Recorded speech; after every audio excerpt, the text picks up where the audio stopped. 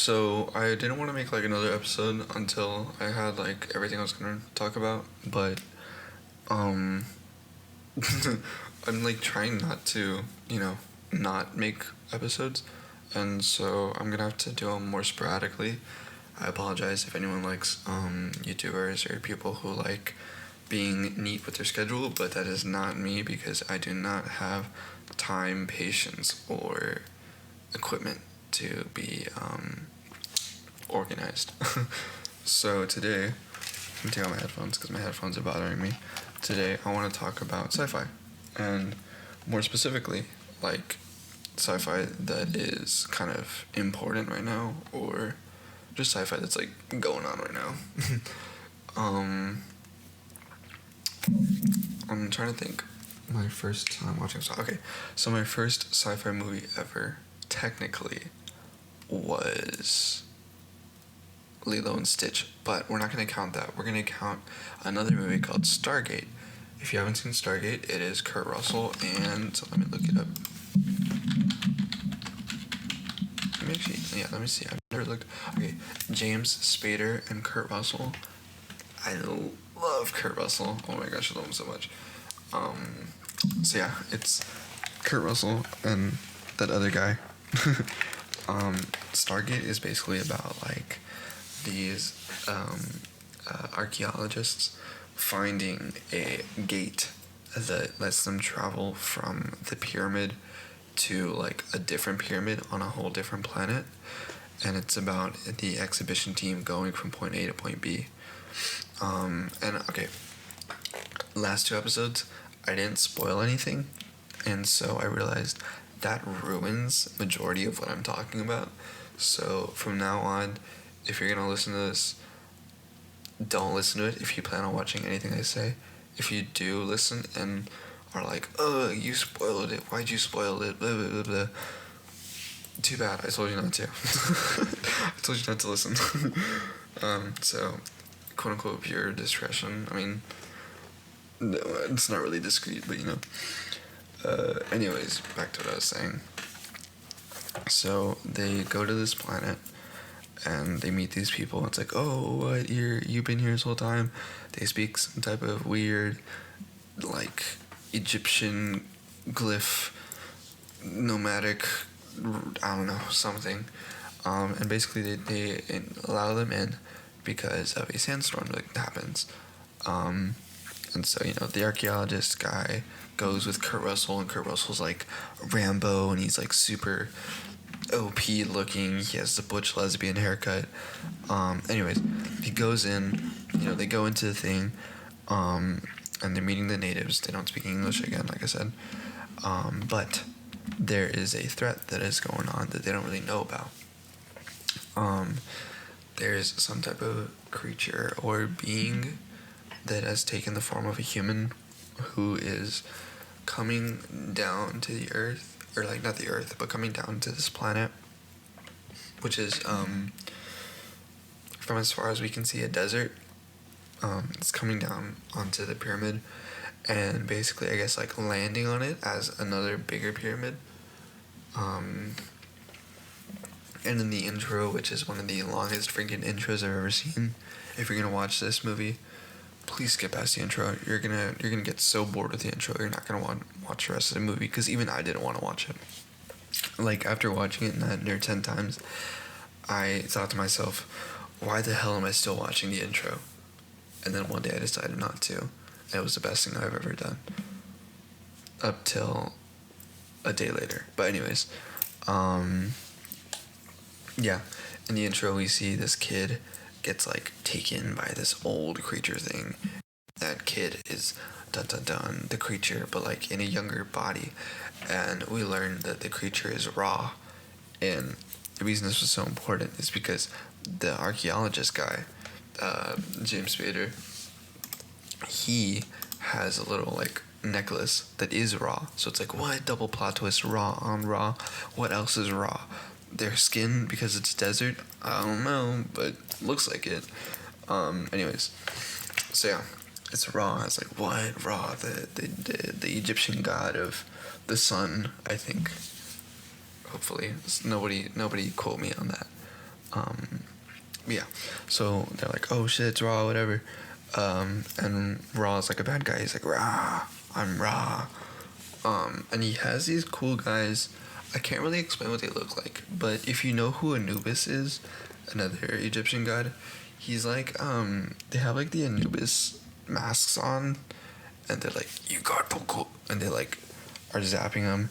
The whole point of the movie is they go there. James Spader, the archaeologist guy, gets taken, and like they're trying to like take over the earth, but they're like, no, we won't let you.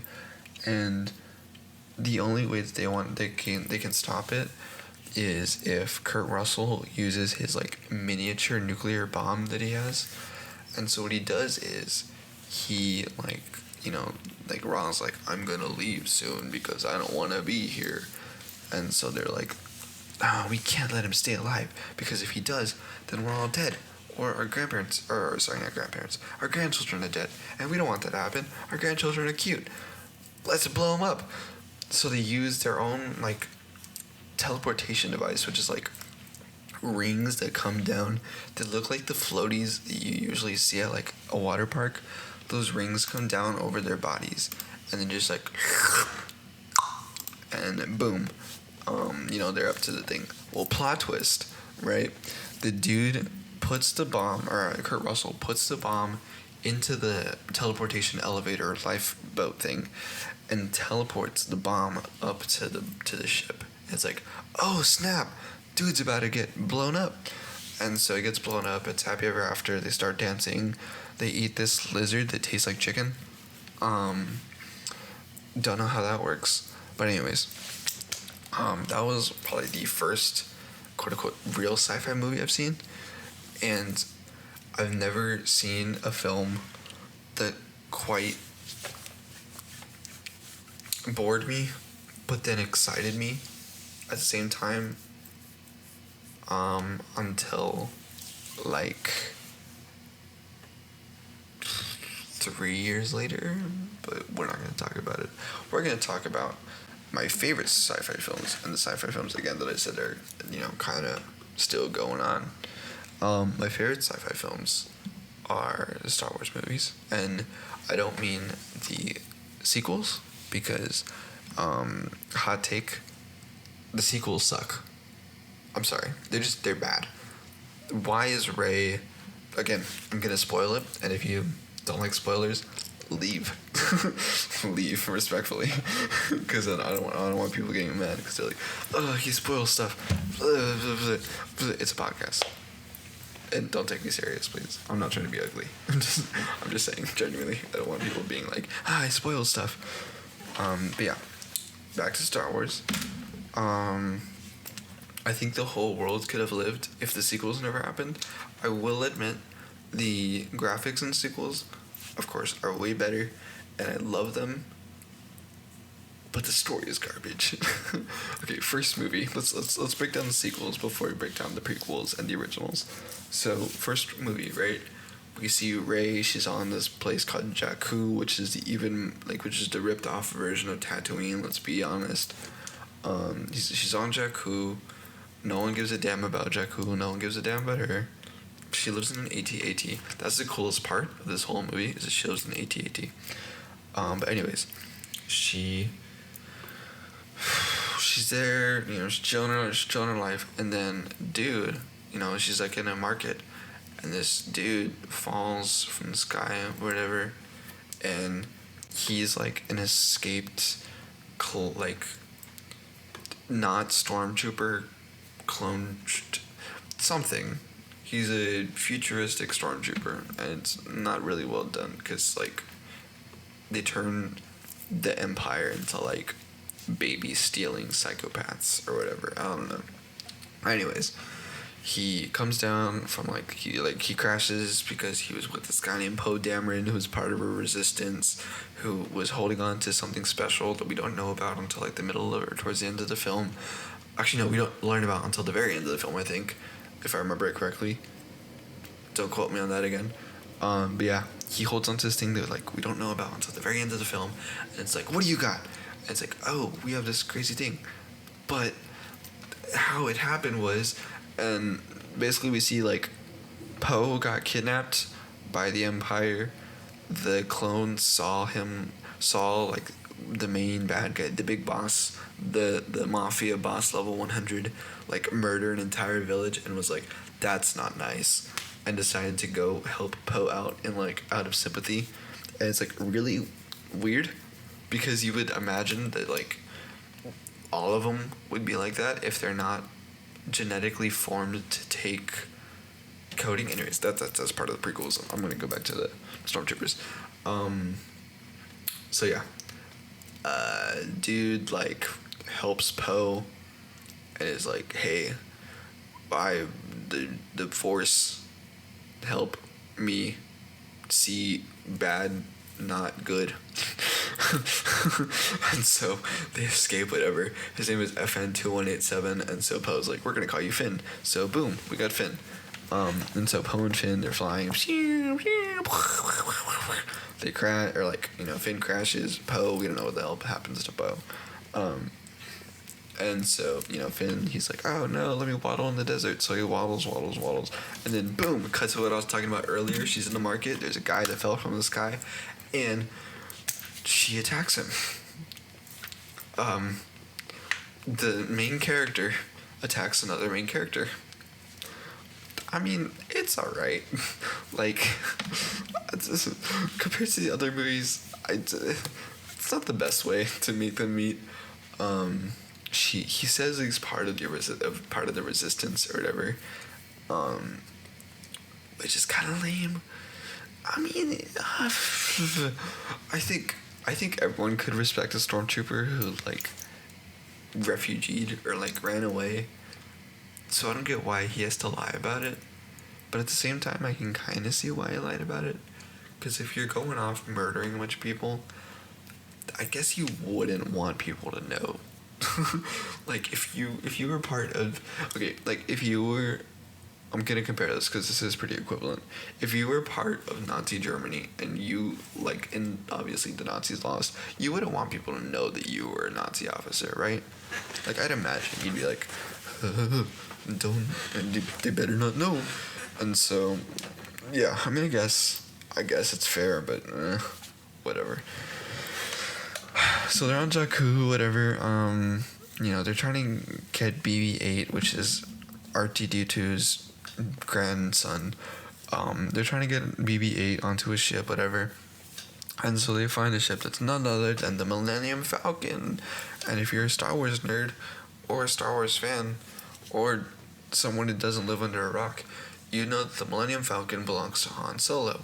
How the hell it ended up on Jakku, we'll never know, because that was literally his prized possession, as seen in the spinoff movie. So yeah, they get the Millennium Falcon. Somehow they know how to fly it.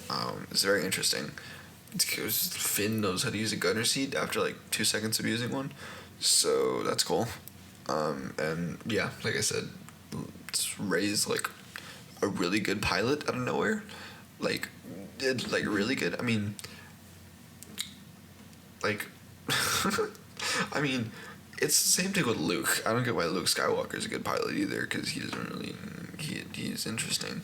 And I won't talk about that until we get to the originals, but Rey is like Han Solo level piloting in the sequels, and it makes no sense because like she's been on a sand island her whole life collecting junk on a little speeder. So how the hell does she like end up as like better than like Imperial pilots? I don't know.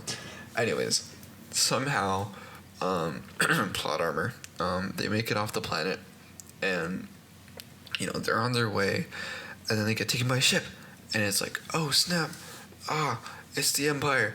Oh, they're taking us. Oh no. And then who's on there? Oh, it's Han Solo and Chewbacca. Yay. I didn't see that coming.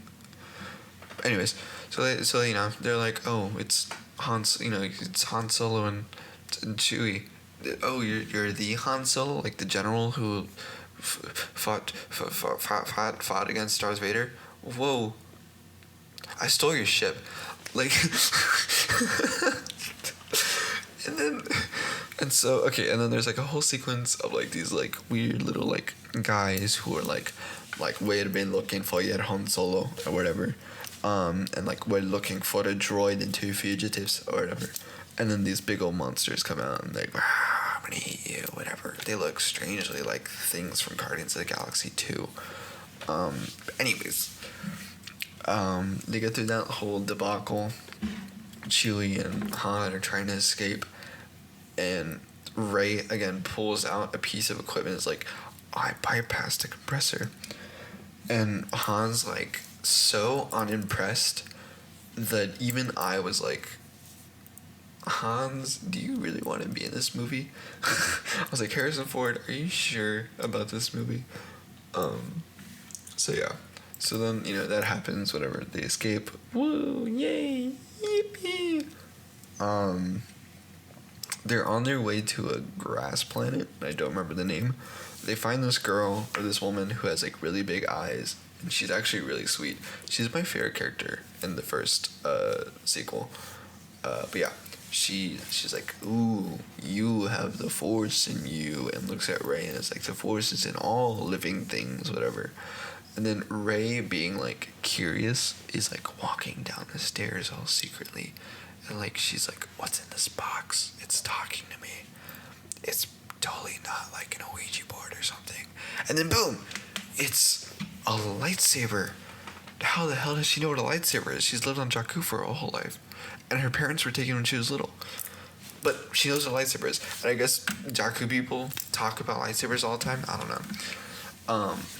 But she, like, picks it up, and she's like, and she, like, sees, like, these visions of, like, a robotic hand touching R2-D2 and, like, all these other crazy things of, like, the Force and stuff. And then, she gets tapped out of it because she's not good yet. Bluetooth mode. Sorry if you heard my little thing back there. Anyways, she, like, taps out of it, and she's like, what was that? And the lady was like, that was the Force. It lives in all living things. Same thing. Rey's like, I can't accept this, whatever, blah, blah, blah. Meanwhile, Finn, being a jerk, is, like, trying to refugee away from the Empire because the Empire is hunting them. And he's like, dude, I don't want to be here. I didn't sign up for this. I didn't sign up for any of this. And so, like, there's, like, some traitors who are trying to get rid of, like, help him get, disappear or whatever. Han's like, that's pretty cowardly and you're gonna lose your girl, but whatever. And so he's like, damn, you're right. And so then Rey starts walking away. She's all, and Force, I don't like the Force, like a toddler. And then Finn's like, oh yeah, grabs the lightsaber, and the only reason he grabs it is because, like, moments before that, pew, pew, pew, the Empire striking the place that they've been in, the little tavern, the little pub. They, like, bomb it and stuff. And then there's, like, stormtroopers who are attacking, and they're, like, chasing after people, like, they're evil. And so then that's when Finn grabs the lightsaber and is like, and so then, it's like this crazy fight, because, like, you see Han's in action, Chewie gets shot, Han grabs Chewie's crossbow, which has, like, never been done before in the history of Star Wars, apparently, because, you'd imagine after, like, 40 years of them working together, that Han would have at least grabbed his crossbow once, but then Hans is like, I like this. And it's like, dude, you've known this guy for, like, longer than your son has existed, who we're not going to talk about yet, and yet you've never touched his crossbow before? Okay, I guess so. Like, we're just going to accept that as a fact, so that Han Solo has never stolen and or messed with Chewie's crossbow. Alright. So yeah, they're fighting, whatever, and then Finn gets this crazy again moment, where he turns on the lightsaber, and then a stormtrooper is like, you're a traitor. And so he pulls out Tonfa lightsabers, I wish I could get a picture, but like I can't because it's a podcast. Ha ha ha. But yeah, he pulls out tonfas, or tonfa, I don't know.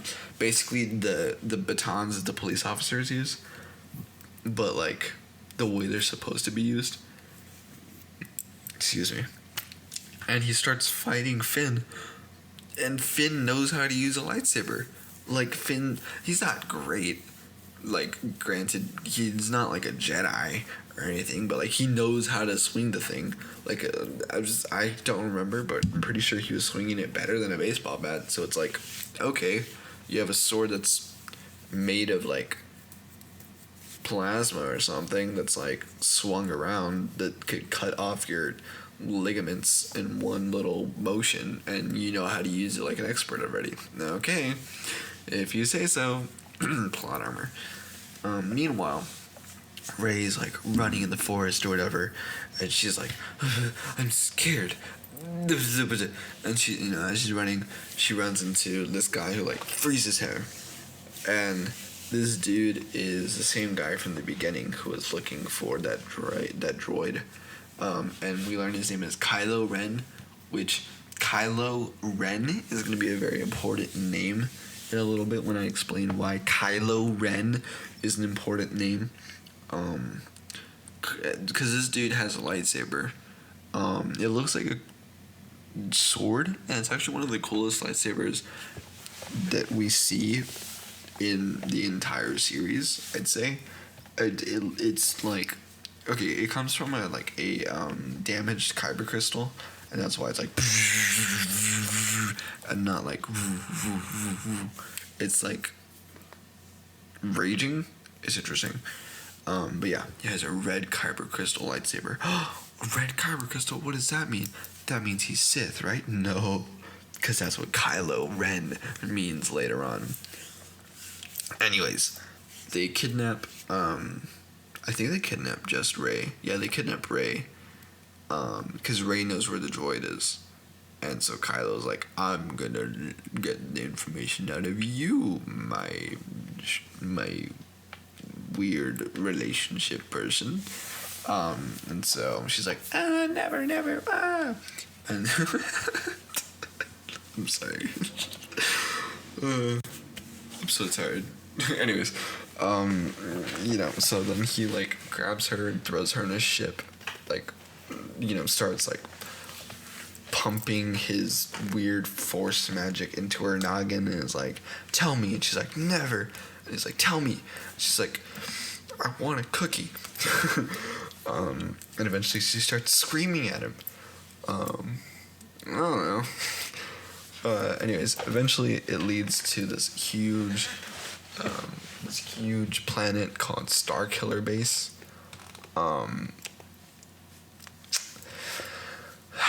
So disappointing. And then we have one of the coolest scenes ever of Star Wars, but in such a disappointing movie that it made me only appreciate that scene. And that was when this guy named, I think his name is like General Hoth. Let's see.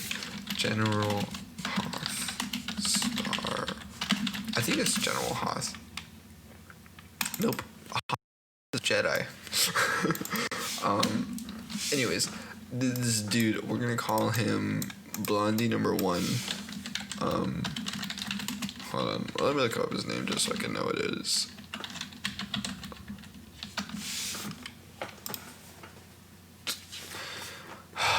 Okay, I'm just gonna call him Blondie number 1. Basically, Blondie number 1 works, or is like a general or like a chief or whatever, and is like, we shall become like rulers of the galaxy, stereotypical villain stuff. And then we see that the planet is the new Death Star, because it shoots like a ray bigger than the Death Star ever was, and destroys like 10 planets.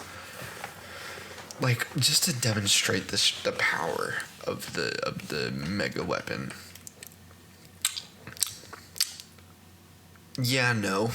There's a lot of reasons why this was like it was a cool visual, right? We all love it. I loved it. I will admit these movies had great visuals, but damn, was that the most useless thing I've ever seen.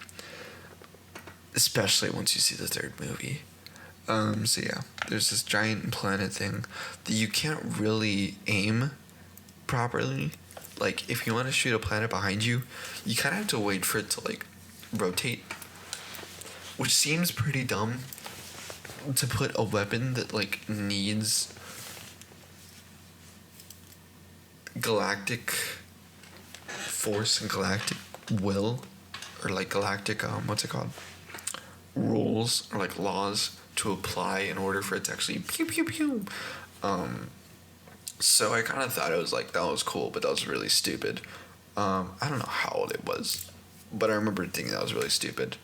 Anyways, so then we get, they go, and then Rey obviously escapes because Finn and Chewbacca are, like, in costumes of stormtroopers or whatever. And it's like, what? You saved me? Oh my goodness. Are we still gonna keep our romantic tension? And Finn's like, yup. It's like, okay. So yeah. So then,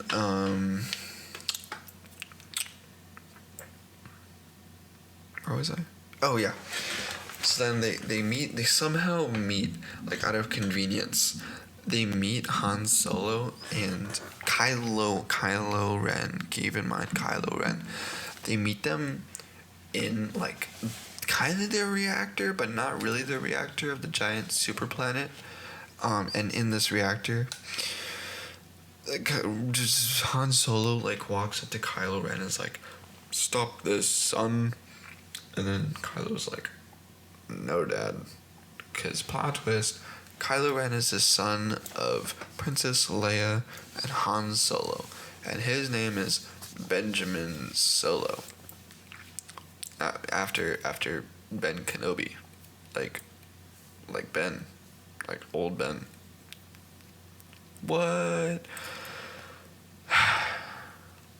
So then they have this heart-to-heart moment, whatever. He's like, "Don't do this, son." He grabs his lightsaber. He's all happy. And then Ben presses the lightsaber button and stabs him in the stomach. I mean, dude, like, come on. Not only did you make a really mid-sequel, but you killed one of the best characters in the original series. In, like, such a lame way.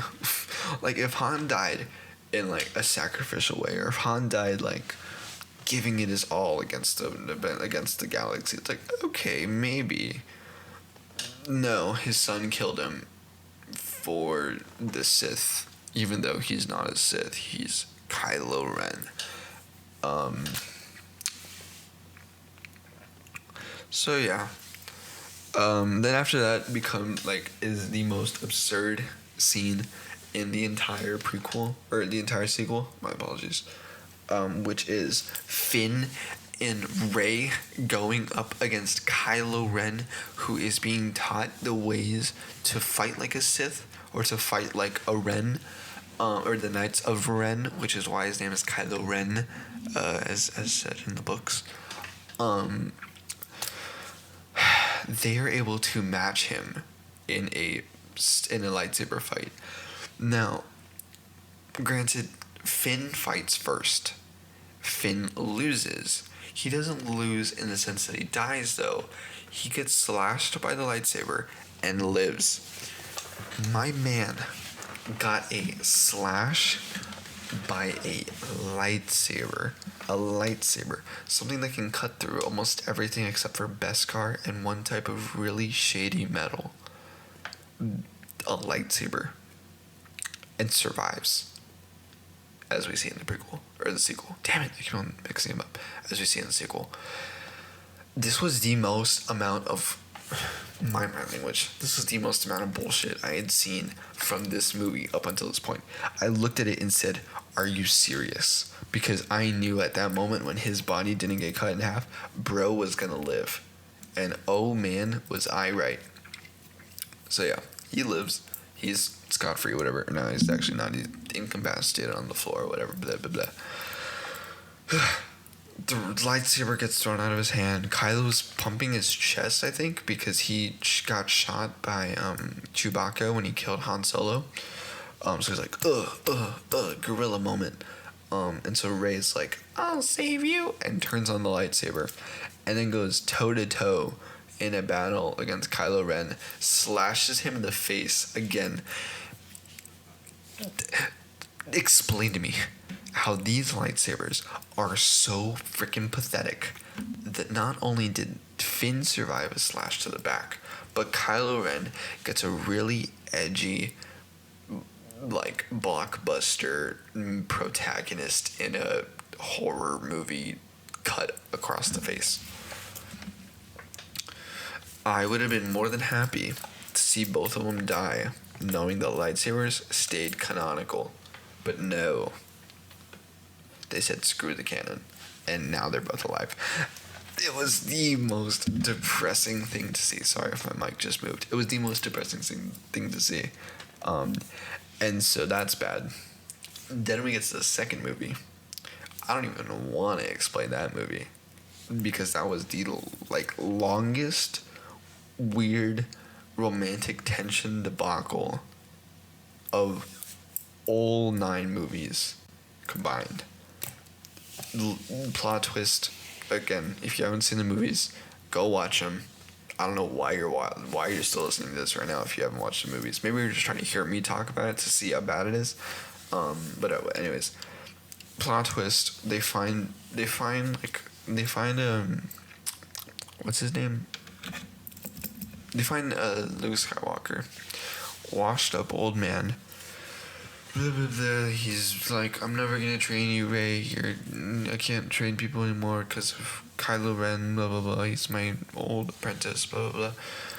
Rey does this weird thing where she can see like a dark side inside of her, and Luke's like, well, now I'm really not gonna teach you. And so Rey's like, no, please. And he's like, fine, I'll teach you, whatever. Blah blah blah. And so movie happens. Rey's trying to find her force, or like the power of the force in her, because for some reason she's force sensitive. And then at the end of the movie, I'm not even gonna explain Snoke. There's a whole theory behind Snoke. But this guy named Snoke is basically like the Palpatine of the Empire, which, by the way, I forgot to mention this throughout the whole episode. It's not called the Empire anymore. No, it's edgier. It's the First Order. The First Order. Guys, if you don't know what the First Order is, it's a McD. It's a what's it called? A McBurger. What's that thing called?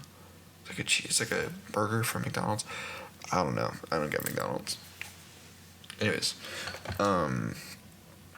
yeah. So the First Order from Chick-fil-A, that's what I'm gonna call it, is like the rip-off Empire. And there's this guy named Snoke who's basically the rip-off Palpatine, and he has the Force, but he's not really like a Sith. It's kind of weird. I don't know where he exists or why he exists, but he does. And he doesn't exist for long because Kylo cuts him in half like he's in a Saw movie. And then it's like, Rey, join me. And Rey's like, no. He's like, fine. Ugh. And then, Rey's like, I'm going to go down to a planet. And he's like, well, I'm going to follow you. So he follows her down, whatever. And then, like Luke Skywalker, who's like staying hidden, and it's like, I'm never going to let people see me again because I look bad now. He's like, I'm not like the pretty, whiny boy that used to exist. No, he comes out of hiding. And he walks up. He turns on his lightsaber. And he gets shot by like AT-ATs on drugs. Like souped up AT-ATs. He takes like 800 shots from them. And he just stands there like, that the best you got? Yeah, I took out 2 Death Stars. That's the best you got. And so then Kylo Ren's like, ugh, I can't stand when my uncle does that. And he, walks down all like, he approaches Luke and says all, he's yapping and stuff. And he's like, you're going to be the last Jedi. And Luke's like, on the contrary, I'm the first one of many to come or whatever. And so then it ends with Luke, like, what us realizing that Luke was in the same state that Obi-Wan Kenobi was when he got attacked by Darth Vader. Again, if you haven't watched the movies, you live under a rock and are not cultured, so please get some culture in your life. But yeah, he gets cut by the same manner. He turns into a robe. Kylo Ren does his emo no, like Luke, like Anakin Skywalker. And then we see Rey is like picking up rocks. Like suddenly she has abilities the Jedis take years to master. She's like, I got him, don't worry. So yeah, that's the second sequel in a nutshell. The third one, it's called The Rise of Skywalker. And in the movie you find out Rey, the reason she's so ungodly powerful, and by the way, Princess Leia has force powers for some reason, but we don't talk about it. Yeah. She like, she's a Palpatine, and it's like really weird and really stupid because in no way are the Palpatines, or actually no way is Emperor Palpatine ever seen as someone who has a family, let alone like a son or a daughter who like disappears or whatever. Like the old wrinkly hag never had kids, and if he did, then like they would be way older than what Rey is supposed to be. Like Rey would have been in her 40s if she was the descendant of Palpatine. But anyways, Rey's a descendant of Palpatine, and you know, whatever. So she has like Palpatine powers. She's like, I can shoot lightning out of my fingers. I almost killed Chewie. Oh no, whatever. All this stuff. They're like looking for like a mystery Sith planet that like only the Sith are able to enter. That like Kylo Ren knows how to enter because he's quote unquote a Sith, even though he's not a Sith because he's one of the Knights of Ren, which are not Siths. Yeah. So like the whole movie is literally them trying to find the map to that place. But guess who's there every time they try and find the map? Kylo Ren. Guess who's like crushing on Rey? Kylo Ren. And it is one of the lamest movies ever. Because it's so predictable. Like, again, you haven't seen it. I don't know why you're still here. But there's a part where Rey shoots one of the carriers that are carrying the prisoners, quote unquote, off of the planet, and she thinks that she shot Chewie, but like it's Chewbacca. Like killing Han Solo, I think they learned their lesson. Luke Skywalker, they did that for the trope, or like for the movie, you know, like oh no, the out with the old, in with the new. But killing Chewbacca, no, they would never do that. And guess what? They didn't. He's still alive. He's fine. So yeah, it's like blah blah blah. They reunite with Chewie later on. It's like woo yippee.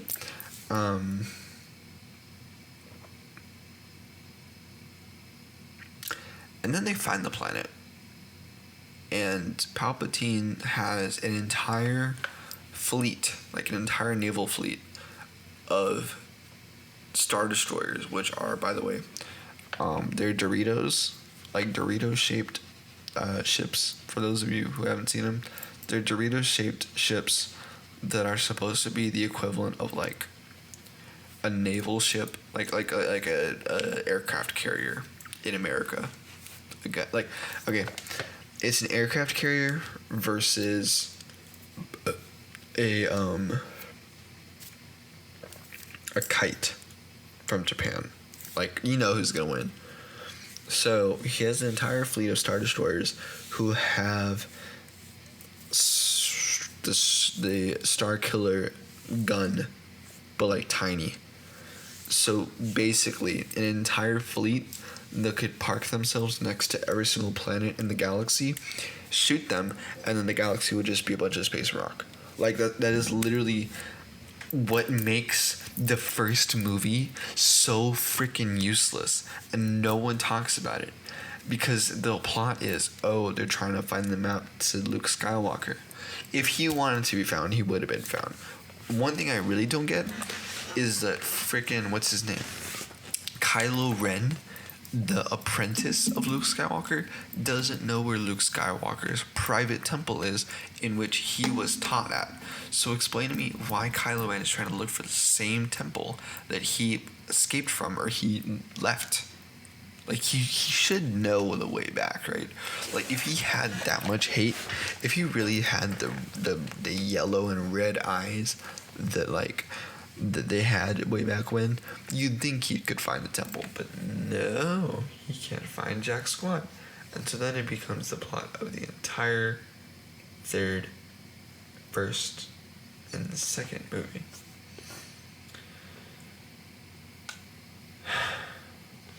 So yeah, they get to the planet. Kylo Ren's evil, and then he becomes good. Yay. Right? No, because you know that romantic tension I've been talking about this entire time? It happens. It finally happens. Rey and Kylo. Oh my gosh, they're a thing. No kidding. And it was not only okay. Here's the thing. When you make it obvious that when you show our thing, but make it to where the only people who don't know are the characters, that is called bad writing. The only people, the audience knew it. I guarantee you Palpatine knew it. Actually, no, he did know it canonically. I guarantee you Finn and Rose knew it. Everyone knew, except for Kylo and Rey. And that makes no freaking sense. How they do not know that they're already a thing. Like, oh, like, join me, Rey. And she's like, no, you don't have to be like this. You don't have to be like your grandfather, who's Darth Vader, obviously. And he's like, but I have to. It's my destiny. She's like, no, it isn't. You choose it. Blah, blah, blah, blah. They're already talking like an old couple. Just, you know, put a ring on it already. Quit trying to be selfish, bro. Just go for it. And he goes for it as soon as he's about to die because, you know, he is able to do this weird force lightsaber summon behind the back and it's like super epic or whatever. And then he like fights off the other Knights of Ren. Meanwhile, Rey is talking to her granddaddy and is like, I don't want to be a Sith Lord. And he goes, oh, well, you have to be a Sith Lord or I'll kill all your friends. She says no. He starts shooting this, which is one of the coolest shots. I will admit this is one of the coolest shots I've ever seen in a Star Wars movie. He shoots lightning upwards through the tower, through the temple, and blows up like the entire fleet of ships that were here to help her. And when I mean the entire fleet, I don't mean it's thousands of them. I mean it's hundreds of thousands of them. Palpatine, you know, this guy is like alive onto it, like a weird Stephen Hawking meets Ex Machinima X the Matrix chair that he's on.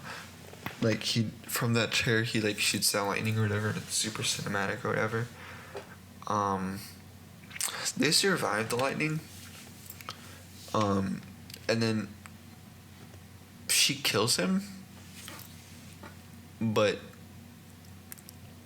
like not the way he said. And so therefore she's not a Sith Lord? ? She still killed him. So that does make sense to me. But yeah. The 3 sequels are basically about the First Order outdoing the First Order by not being the First Order, and a girl who shouldn't have the power she has gaining that power and then falling in love with someone and making that power go completely to waste. Not to mention that, like I said, the cheesy looking stormtroopers, because it's the future, not the past. Them killing Han Solo. Them killing Luke Skywalker. And then eventually, of course, and I will say this is very unfortunate. Hold on. Totally not looking up her name. Oh, my eye hurts. Yeah, Carrie Fisher. I'm so sorry for anyone who knows who she is. I'm so sorry that I forgot her name. Carrie Fisher, also known as Princess Leia. And I guess now all of y'all know who she is. Princess Leia, her actress passed away unfortunately, and so they had to cut her or kill her off as a character. That was very sad. It was actually a very sweet moment. Well, no, it was more sad than it was sweet in the movie. But she was a very amazing actress, and her mother was an incredible actress too. So it's just, you know, it's really sad to see. But yeah, they're not good movies. I suggest watching them 1 or 2 times, just so you can never need to watch them again. I watch them every now and then whenever I feel bad about, you know, there not being any bad CGI. I'm like, there needs to be a bad CGI movie. And then I remember the sequels, and it's terrible. I'm not going to talk much about the prequels or the original. I will say the prequels, terrible acting, terrible CGI, but then again, it was the early 2000s. But there was incredible story. No one can admit that, no one can deny that the story was not great in the prequels. Some of the best storytelling, by far. The originals are classics. If you haven't seen the originals, if you haven't seen the prequels, if you haven't seen the sequels, get off this episode. Quit watching this. Why are you still here? Go watch those. And if not, go watch Stargate, because that movie's terrible. But yeah. The prequels, Hayden Christensen, Ewan McGregor. Is it Ewan McGregor? I'm gonna look up what his name is. Obi-Wan Kenobi. Star Wars character. There you go. He played by. Why is it not saying who he's played by? En un momento, por favor. Yeah, it is Ewan McGregor. Okay, yeah, Ewan McGregor. It's alright. I mean, like I said, they're not the best movies. The acting's not that good. But you get a lot of backstory on characters that are in the sequels, or that are in the originals. Which, in the originals, you have Luke Skywalker. I'm gonna look up the original cast, because I actually don't know the original cast all the way through. Yeah, so you got Mark Hamill, love Mark Hamill, Harrison Ford, Carrie Fisher, Billy Williams. I'm trying to find where he is. James Earl Jones plays Darth Vader, so that's like super awesome. And yeah, it's overall, the originals are classic movies. They're classic sci-fi. If you like, I will admit, the first one's kind of slow paced. So if you're okay with slow paced, they're really good movies. They have their moments where you can tell they were made in the 70s, and they're very sweet moments. There's no like bad moment really in Star Wars. The prequels are answers that George Lucas couldn't put in the originals. They're answers to questions we have. I suggest watching the movies as episodes 4, 5, and 6, and then 1, 2, and 3. I say this because watching 1, 2, and 3, or 4, 5, and 6 will make you appreciate 1, 2, and 3. Watching 1, 2, and 3 will make you and then you're gonna watch the originals and you're like and then you're gonna watch the sequels and go It's kind of a downfall, and I don't mean that in the sense to say that the originals were bad. I'm saying that they are much more different. They're very differently paced than the prequels. So yeah, originals, prequels. Please never watch the sequels. I do want to talk about the spin-off movies. So there is Solo, which is all about Han Solo and how he got the Millennium Falcon, how he met How I Met Chewie, How I Met the rest of the team. A little bit of background on like the story that was going on. Great movie. I was very skeptical of it. Shout out to my Thea. She yapped about it so much. I was like, damn it, I guess I have to watch it. So I ended up watching it, enjoyed it. Second one that I want to say is it's called Rogue One. It's the direct prequel to A New Hope, which is the first Star Wars movie ever to come out. It's a great movie. I'd argue that it's probably the best of the spin-off movies, just because it's so well done and it's so emotionally captivating, even though there's no real romantic scene or like romantic B plot. It's just a great movie. It's great acting. It has Mads Mikkelsen. If you're a Mads Mikkelsen fan, I'm not a Mads Mikkelsen fan, but if you are, boom, there's your boy. So yeah, there's a new Rogue One. What other spin-off movies are there? I don't know. I'm drawing a blank now. But I do also suggest the shows. Mandalorian, great show. At some point, Mandalorian and the Book of Boba Fett merge, I think. So I'd watch that. I only watched the first 2 seasons of Mandalorian. I didn't really watch the third one. But yeah. Mandalorian, incredibly well done. It's Jon Favreau. He directed Iron Man. He directed Chef. You gotta love Jon Favreau. I mean, he's just a great director. Story is well done. Acting's well done. Pedro Pascal, for all of you, ladies who like that guy and call him a zaddy or whatever. Who else is there? There's on Andor. I haven't seen Andor yet. I want to see Andor. There is Ahsoka.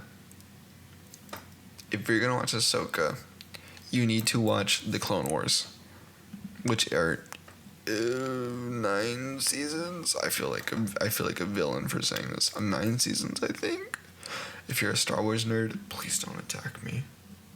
Trust me, I'm a Star Wars nerd too, but I haven't seen Clone Wars in a solid quarter of a decade. But yeah, Clone Wars, watch it, then watch Ahsoka, because if not, you're not gonna understand majority of Ahsoka. There's that new one that came out, like I think it's like the Apostle or something like that. Or the Acolyte or something like that. It was ass. Or it was garbage from what I saw. I watched 2 episodes and I was already done. Please don't watch them. Star Wars is on a D grade, because Disney bought them. So, it's probably why the sequels are so bad too, because Lucas had a whole nother idea for it. So yeah, I just realized that I was going to talk about sci-fi and I just ended up yapping about Star Wars for the whole episode. And it is late. I need to go to bed. I'm going to edit this tomorrow, because there's no way I'm going to handle this. So I hope everyone enjoyed the episode. Again, I'm sorry I just yapped about Star Wars. I'll actually do this. I'll do a Sci-Fi Part 1 and then Sci-Fi Part 2. That way, it's not just Star Wars and you don't get your ears yapped off about it. Tomorrow, hopefully I'm praying it's tomorrow. Tomorrow, I'm going to talk about Alien. Alien, it's a horror genre or horror series. If you don't know what Alien is, Sigourney Weaver. That's all you need to know. Gotta love Sigourney Weaver. Ghostbusters. Like I said, Alien. So yeah, I'll talk about Alien. I'm also gonna be dissecting it in the way that I was today. Also, real quick, I wanna say this before I sign off. Star Wars is a great series of movies. As much as I talked crap about the sequels, I will say that the acting in the sequels were not bad at all. There was good acting in the sequels. I will argue that the dialogue wasn't very good, but I don't think that's the actors' faults at all. there were some incredible actors on that set, and there were some great performances. And like I said, I don't want to like dumb that down or like degrade them in any way. They are great people, and the sets were amazing. The costume design was incredible. The CGI was phenomenal in those movies. I'm simply attacking it, or not attacking. I'm simply commenting. I'm so tired. I'm simply commentating on the story and how it. If you watch the first 6 movies, how the story is so out of nowhere and so misguiding and misdirecting that you don't really enjoy it as much as you would have if it made more sense with the first 6. Like I said, the first 6 are a story in its own. The sequels are the next generation, out with the old, in with the new. And you kind of wish you had the old because the new doesn't look so new. It looks reskinned. But yeah, again, they're great movies. I definitely suggest watching them. Like I said, at least once or twice so that you can at least appreciate it and understand that you've seen it. There are some incredible scenes, incredible moments, cinematically. Holy moly. Cinematically and through CGI, there are some incredible moments. There are some great performances done by Harrison Ford, that Adam Driver. I was gonna say that one dude who everyone thinks is sexy. Adam Driver, Mark Hamill, I would argue, does a good performance because he plays such a different character than we saw in the originals. Luke is it's such a night and day seeing his regression to an older age. But yeah, they're great movies. Stargate, check it out. It's a classic that no one knows about. I usually just watch it because it has Kurt Russell. Okay, I need to go to bed. I hope you're having a good morning, good evening, good night, somewhere in the world. Please stay safe. Drink water. Make sure you're eating. It's hot where I live, so if you live near me, you know who you are. You know me in person. Stay cool. It's hot here. If you're in a cold area, stay warm. It's cold there. If you're in a mediocre or like middle ground, keep chilling. You're doing a great job. So yeah, I'll hopefully have this posted by Monday. Monday. If not, then Tuesday. But Lord willing, Monday. So yeah, hope you all enjoy this episode. Comment down below if you have any other suggestions. Subscribe if you haven't. Because man, oh man, does it make me want to do more of these. I can't wait to do more episodes. Every time I get home, I want to do more. Sometimes I just don't have the time or the capability to do it. So yeah, thank you for being so supportive of this. This is my 3rd episode, and I'm already so happy about the progress that I've made. So yeah, thank you so much. Thank you for watching. So yeah, hope you all have a good night. Ka-chow.